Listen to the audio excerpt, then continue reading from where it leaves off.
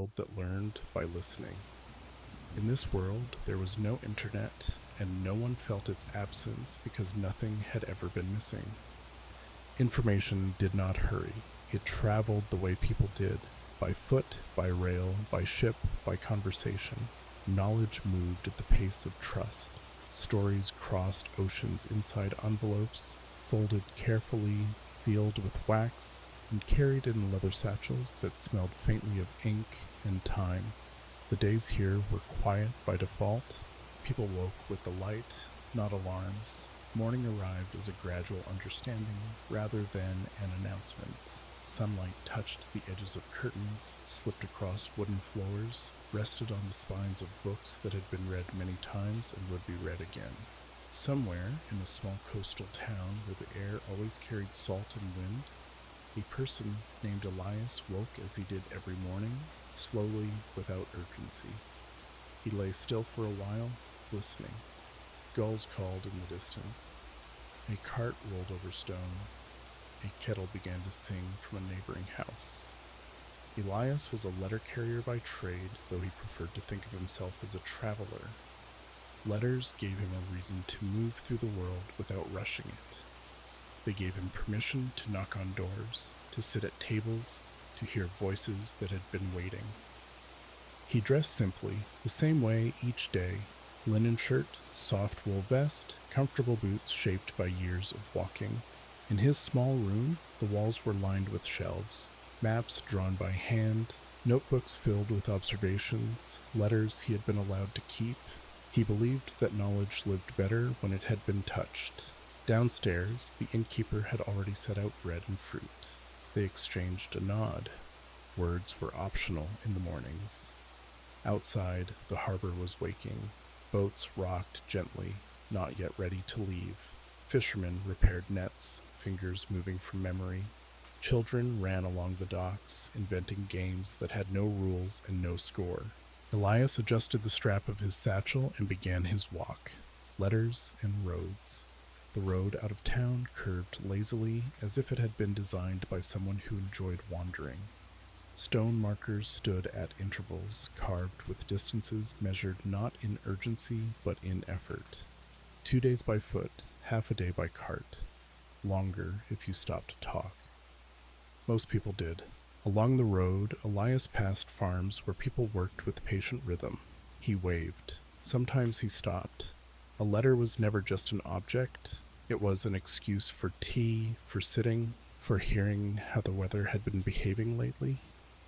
One letter was addressed to an elderly woman, lived alone near the edge of the fields. She welcomed Elias inside, poured him a cup of something warm, and asked him to read the letter aloud. Her eyes were no longer strong enough for small writing, but her memory was sharp. The letter was from her sister, far inland. It described the slow restoration of a garden, the way certain plants remembered where they belonged if given time. The woman listened with a small smile, nodding as if she could already see it. "Will you write back?" Elias asked gently. "Yes," she said, "but not today. Tomorrow, after I've thought about it properly." No one expected instant replies here. Thought was allowed to take up space. When Elias left, the road seemed quieter, as if it appreciated patience. The train that crossed continents. 2 days later, Elias boarded a train. It was an old train, not in disrepair, but built in an era when journeys were meant to be noticed. The seats were wide, the windows large. People faced one another, not forward. Conversation was the natural direction of travel. The train moved with a steady, reassuring sound. Metal, steam, motion without hurry. Outside, landscapes unfolded gradually, forests loosening into plains, plains rising into hills. Across from Elias sat a teacher traveling to a mountain village where she would stay for the winter. She carried no devices, only a small library and a box of chalk. "What do you teach?" Elias asked. "How to ask better questions," she said. They talked for a while, then stopped. Silence was not awkward here. It was simply another way of sharing the journey. Further down the carriage, someone played a quiet instrument. Nothing showy, just enough to remind the air that music existed. When night fell, lamps were lit. People read, wrote, or watched the dark slide past. The train did not demand attention, it carried it. Cities without noise.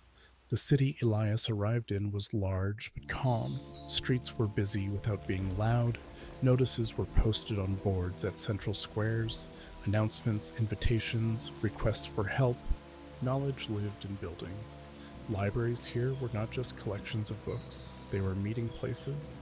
Elders sat with apprentices. Travelers told stories in exchange for meals. Maps were updated by hand with notes written in margins. Ask Marta before crossing, river gentler at dawn. Elias spent days there, delivering letters, listening to conversations that drifted like leaves. One evening, he attended a gathering where a scholar spoke, not from a podium, but from a chair at the center of a circle. She spoke about the stars, not as distant objects, but as neighbors that had been watched for generations. She told stories of patterns remembered because they had been spoken aloud, corrected, refined, passed on with care. No one recorded her words. They listened instead. Crossing the sea, eventually Elias boarded a ship. The sea journey was long and gentle. Days blended into one another, marked by meals and sunsets. Letters were written slowly, revised by moonlight, sealed with intention. Passengers learned one another's names. They shared small skills: how to mend fabric, how to recognize birds, how to make bread with limited ingredients. At night, the ocean breathed. The ship moved like a thought drifting towards sleep. Elias stood at the railing sometimes, watching the stars reflect on the water, feeling no need to capture the moment. It would remember itself. Distant lands, familiar ways.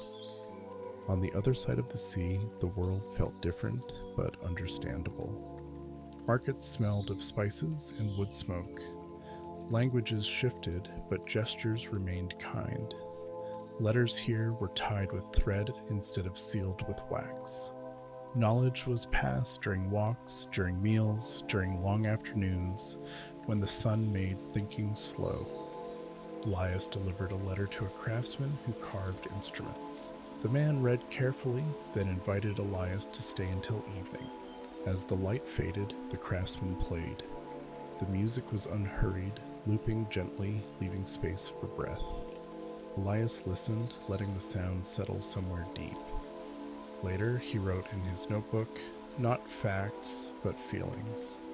He believed feelings were another kind of knowledge, returning without rushing.